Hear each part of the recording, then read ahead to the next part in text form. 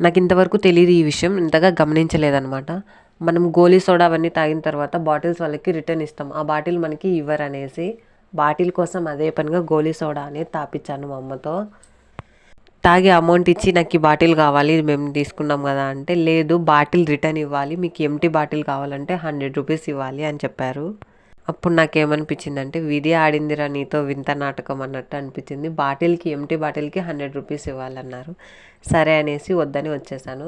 ఈ బాటిల్ ఎక్కడ దొరికిందంటే, ఇది మేము డిగ్రీలో ఉన్నాం ఐస్ క్రీమ్ పార్లర్లో బాదం పాలు తాగింటిమి, ఆ బాటిల్ అనేది అట్లే ఇంటికి తీసుకొచ్చాను.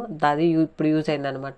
ఒక ఎంటీ బాటిల్కి 100 రూపీస్ పెట్టాలా అనుకుంటే, ఈ ఆర్ట్ వేద్దామని కూర్చున్న టైంకి కరెంటు పోయిందనమాట. కరెంటు పోయినా కానీ అస్సలు వదలలేదు. సెల్ లైట్ ఆన్ చేసుకొని మరీ వేశాను. ఎందుకక్క పొద్దున వేసుకోవచ్చు కదా అంటారా, ఎందుకంటే వైట్ గోధుమ కలర్ రెండు మిక్స్ చేశాను వేయనీకి. అవి మార్నింగ్ కల్లా అలా పెడితే డ్రై అయిపోతాయి, అందుకనేసి అప్పుడే వేశాను ఆర్ట్ని. ఈ ఆర్ట్ వేసేటప్పుడు గ్లౌజులు వేసుకొని చేస్తారంటే, వచ్చిందిరా సైంటిస్టు కొత్త ప్రయోగం చేయను అని అన్నాడు మా అన్న. అన్నట్టే ఈ ఆర్ట్కు నేను చాలా కష్టపడాల్సి వచ్చింది. బాటిల్ కోసం ఒకసారి, ఇది వేస్తుంటే కరెంటు పోయి ఒకసారి. లాస్ట్కి అయితే ఫినిష్ చేశాను ఈ ఆర్ట్ని. ఇది అవుట్పుట్. ఇంతకీ ఎలా అనిపించిందో చెప్పండి.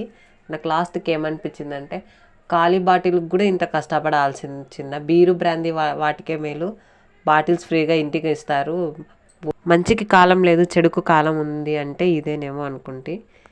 Okay, anyway thank you for watching.